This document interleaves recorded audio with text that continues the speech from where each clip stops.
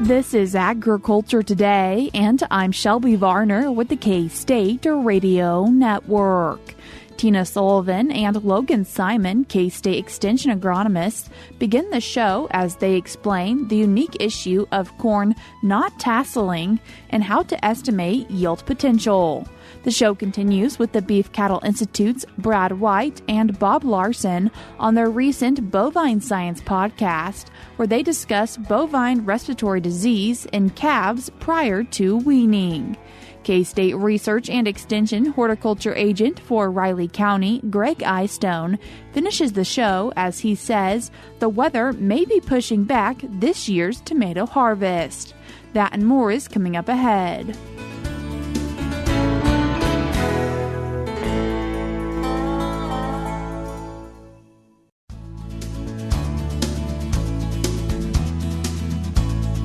You're tuned in to Agriculture Today, and we start our Thursday show discussing corn production with K-State Extension agronomists Tina Sullivan and Logan Simon.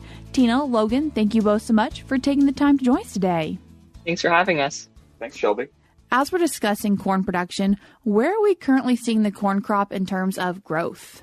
But we need to kind of think about where the corn crop is. A lot of corn got planted early, and then we got sometimes timely rain, sometimes too much rain in certain areas of the state.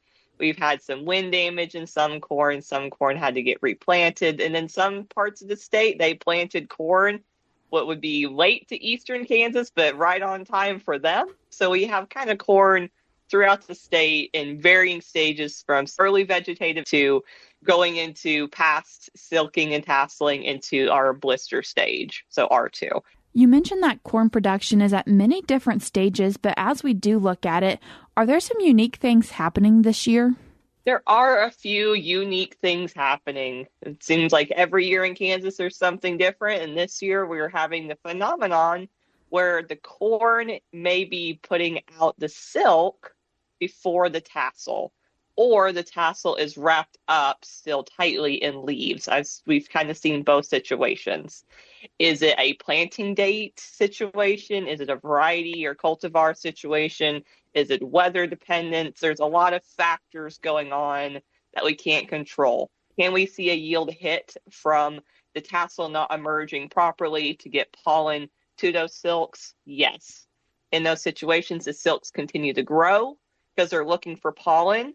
So then as the silks continue to grow over one another, as some are too long, the ones underneath may not be able to get the pollen.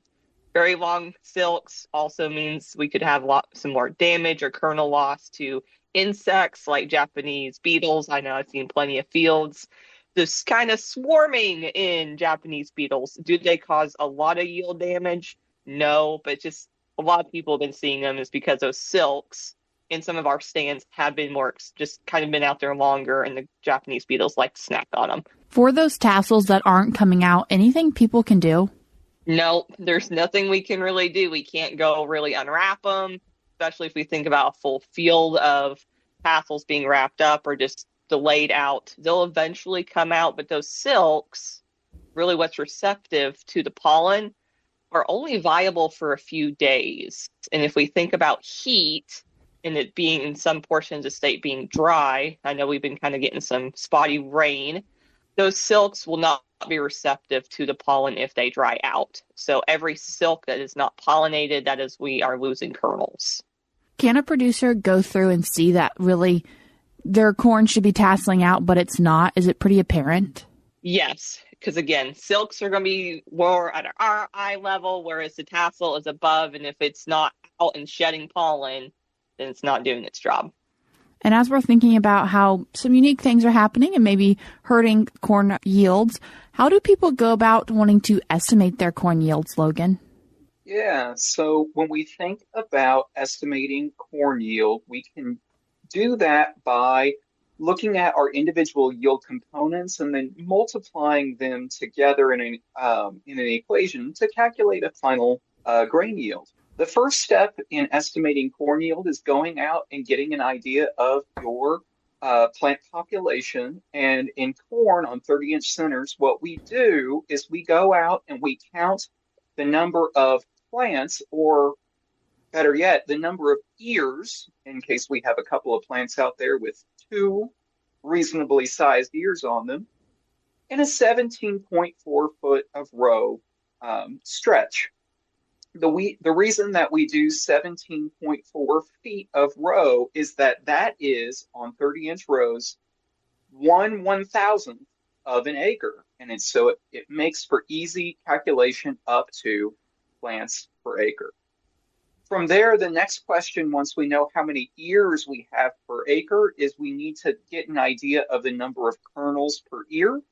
And to do that, what we are going to be looking at is the number of rows of kernels that we have on our corn ear, and then the number of kernels per row that we have again. And multiplying those together gives us an idea of the total number of kernels that are out there. It is important that folks, as they are counting the kernels that are out there, we're counting those that are forming normally, not necessarily those that are forming abnormally out on either tip at the base or the upper tip of that ear, but really those kernels that are going to form normally and contribute to yield.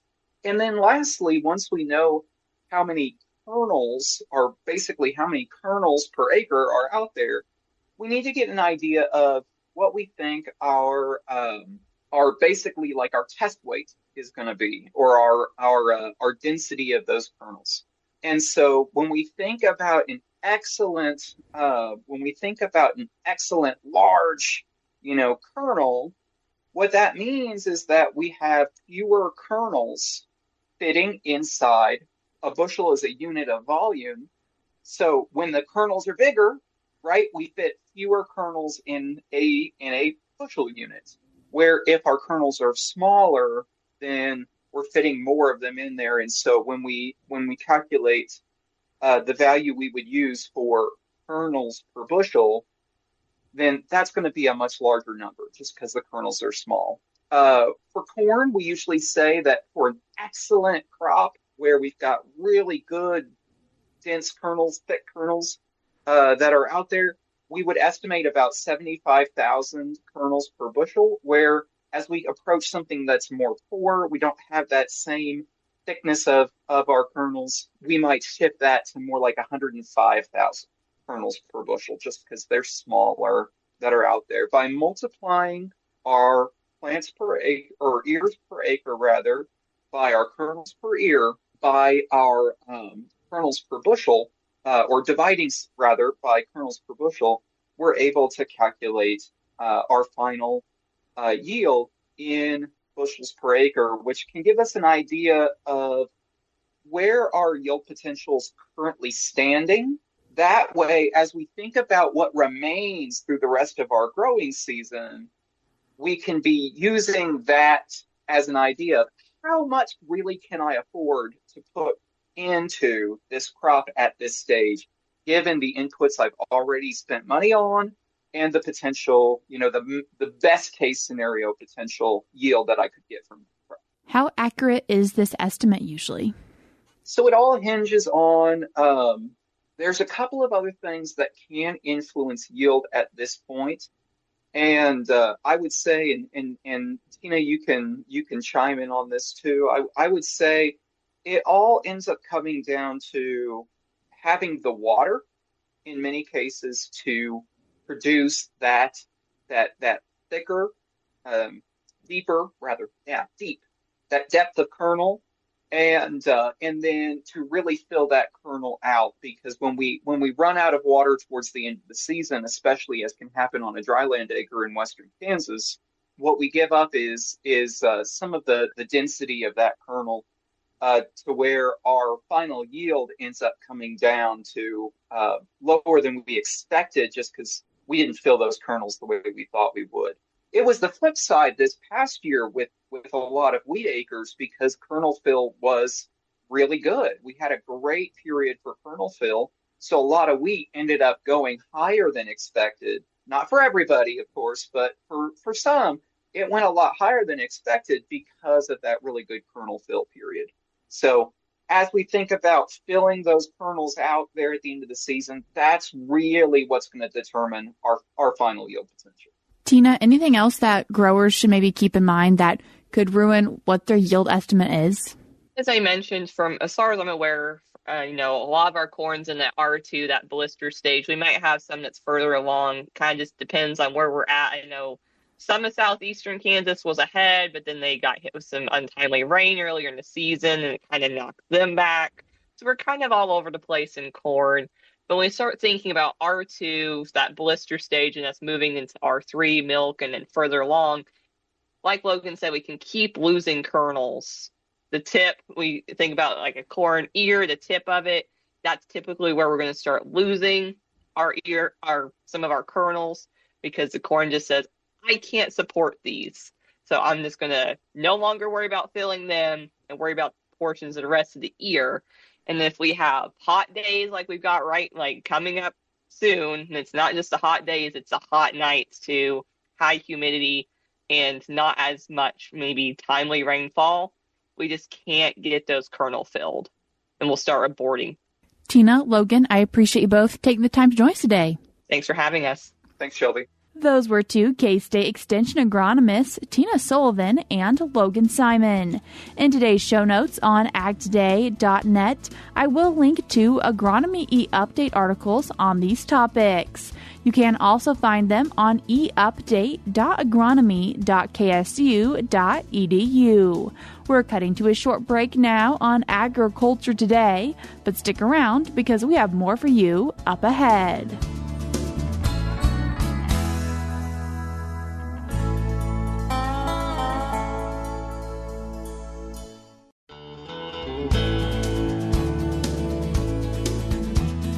You're tuned back into Agriculture Today, and we continue our show with part of the Beef Cattle Institute's Bovine Science podcast with Brad White and Bob Larson.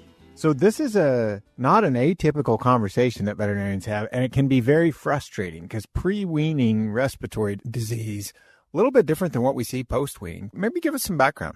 Yeah. So a lot of times when we talk about respiratory disease or pneumonia in beef cattle, we're talking about that period pretty shortly after weaning. And it's because there's several risk factors associated with getting pneumonia. You wean calves, you change their diet. A lot of times we commingle them with other calves and truck them to new facilities, even if it's on the same ranch, or we take them on to a stocker or feedlot operation. Those add up to kind of the risk factors for pneumonia or respiratory disease. When we have calves out on green pasture, their diet is not changing. They're with their mother. They're not undergoing any, behavioral stress or anything like that. They're not commingled with other cattle. And yet we have these breaks of respiratory disease.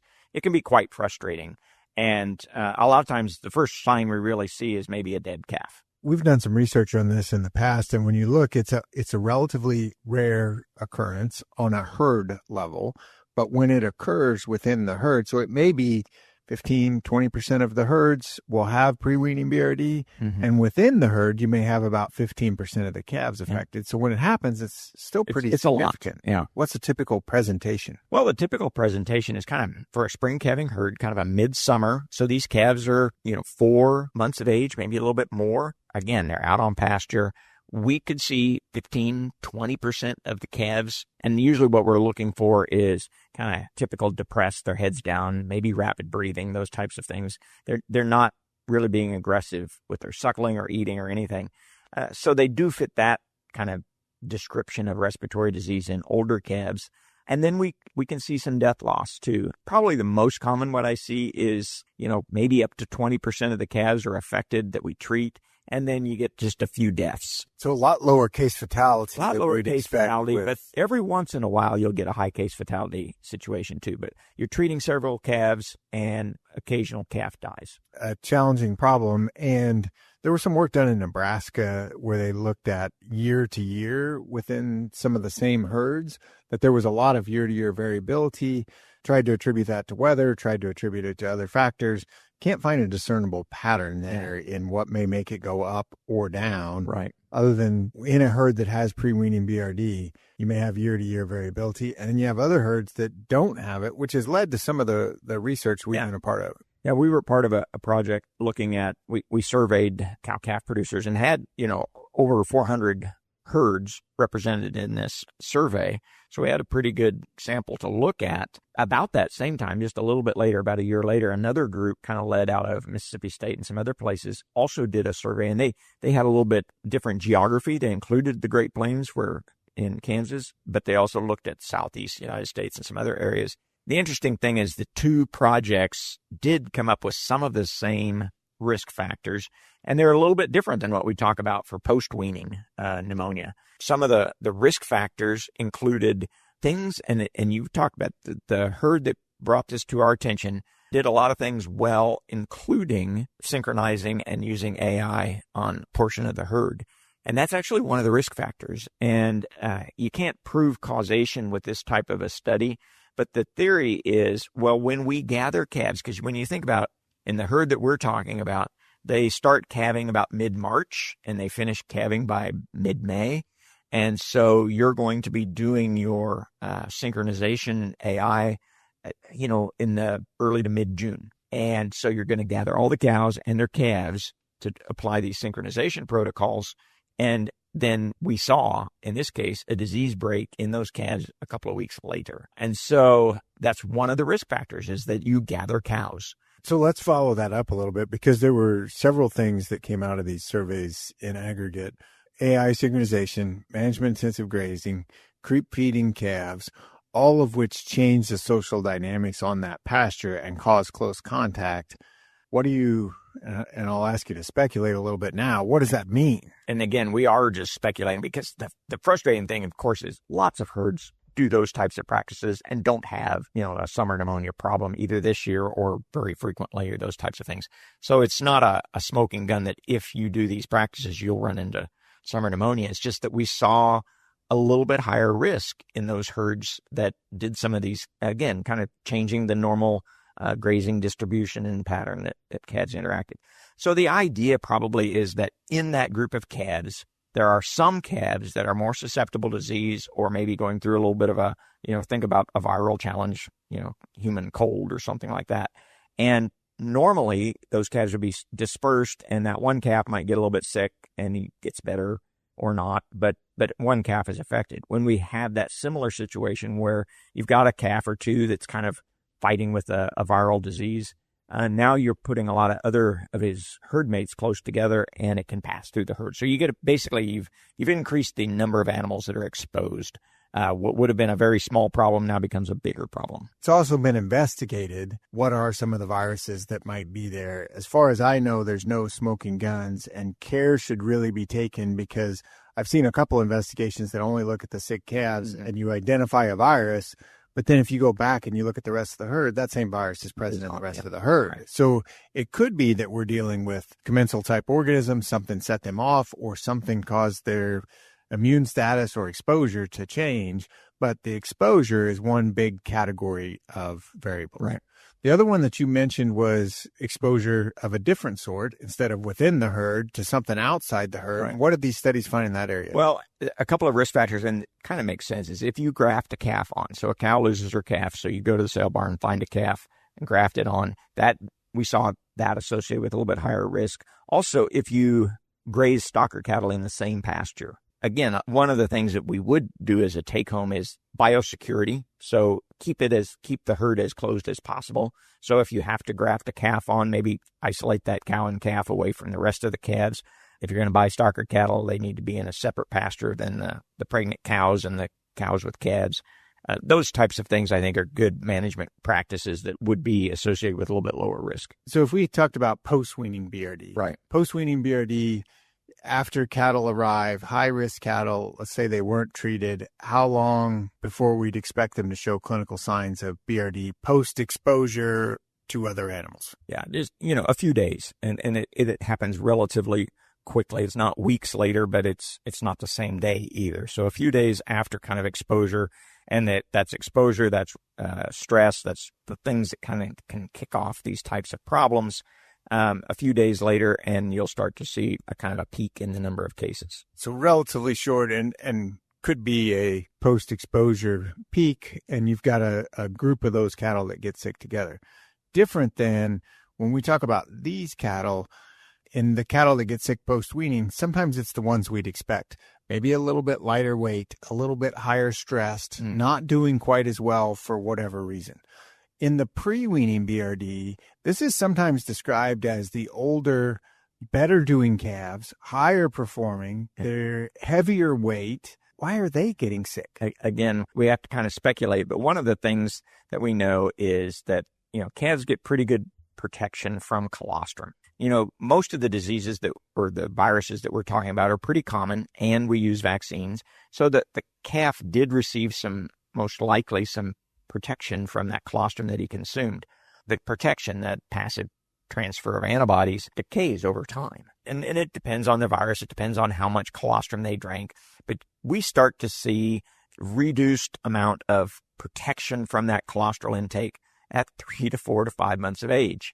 And so those calves that were born early actually kind of are the ones that their colostrum is declining earliest in the calendar year. Which comes into play directly with this herd case that I outlined for you. They're synchronizing, they're using AI, they're getting them front end loaded. They actually have a bigger group of cattle that will be older at the same time. Yes. So is front end loading a bad thing? I'm putting you, because you've talked about front end loading a lot. Well, it's actually one of the things we talked about here. A lot of the technologies that we use that change the distribution of contact patterns, they can have a negative effect. But the other thing that our research showed was herds that had a longer calving season actually had greater risk than herds that had a shorter calving season. So by itself, yes, I agree with you that having a lot of calves born about the same age puts them all at risk at about the same time. But then the other way you could look at it is, but I don't have calves at that high risk time frame for a long period of time, for many, many weeks, because they are kind of confined. So basically, there's some advantages and disadvantages. Any last things on pre-weaning BRD, Bob? No, this is a frustrating problem. Doesn't have our typical risk factors for pneumonia. I think good management of the cow herd, good cows that are in good body condition on a good diet, calves that are in a sanitary environment, those are the big factors that help in many situations. And then monitoring that herd closely enough so that you can identify cases, treat them if necessary, and work closely with your veterinarian to identify if you've got some additional risk factors that should be addressed. Once again, that was the Beef Cattle Institute's Bob Larson and Brad White. You can hear this full episode by following the link in today's show notes on agtoday.net or by going online to ksubci.org. We're cutting to a short break now, but we'll be right back.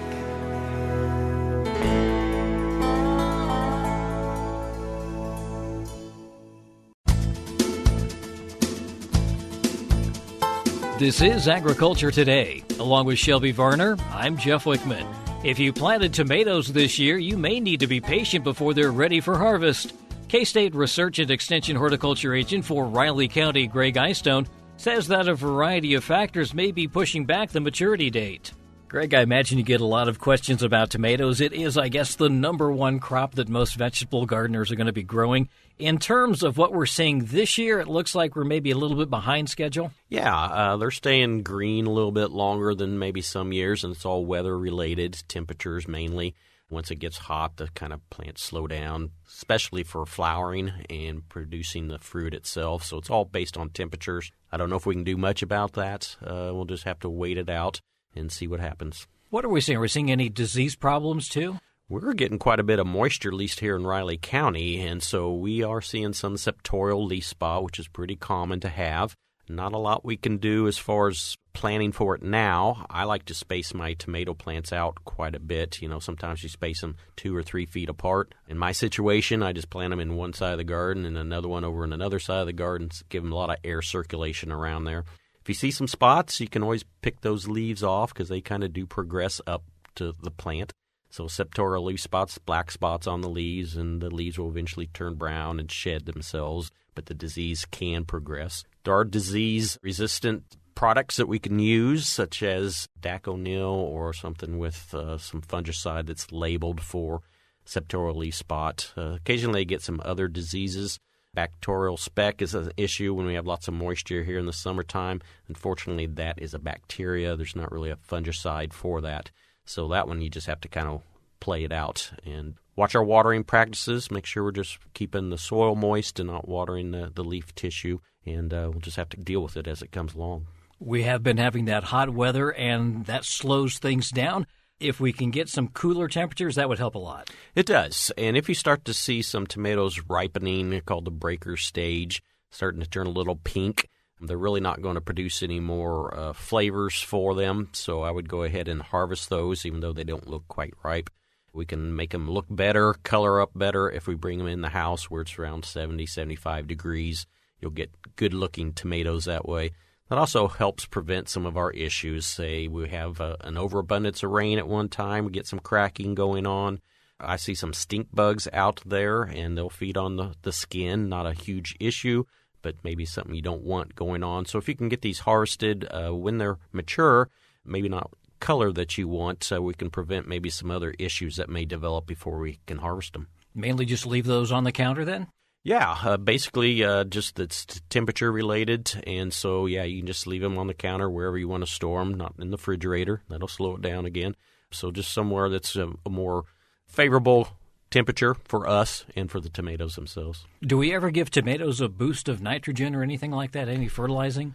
They are very vigorous plants as far as their root systems, and they can probably extract any of the nitrogen that's in your soil. I'm assuming you do some soil improvement from season to season, adding some compost or something. So extra nitrogen is not really a benefit for our established tomatoes, maybe when you're first getting them going. But right now I wouldn't worry about adding nutrients probably. And this is our first harvest that we're coming up on? Yeah, I've had some people have some harvest. Mine are still green, like a lot of people.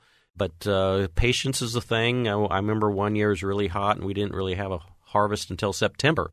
It's a long time to wait for your tomato, but that's the way that the weather produces our crop. And then we can do another planting as well, right? Well, if you could start some of your own, probably the stores are out of tomatoes, and so you'd want to get a crop that matures as quickly as possible so we get some harvest here before we get into the frost. And, of course, there's some ways to manage cold weather, so you could put some fabric over it, something like that, to trap the heat around it to extend our growing season. One of the great publications that K-State has is the Kansas Garden Guide, so seek that out.